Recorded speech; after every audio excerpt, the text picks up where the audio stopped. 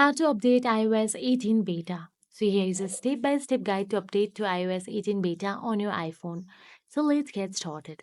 First of all you have to do is open the Settings app from your iPhone's home screen. Once inside the Settings app, scroll down and tap on the General option available in there. Again, inside the General, you'll get to see Software Update option available. Simply tap on the Software Update. Inside Software Update, you will get to see Beta Updates at the top. Tap on the Beta Updates and make sure that you have the switch on if you want the iOS 18 beta updated. I do not have this on, so it is in my off mode, so I do not have any beta installed on my device. But if you want it, then you can simply tap on it and update it. So that is it.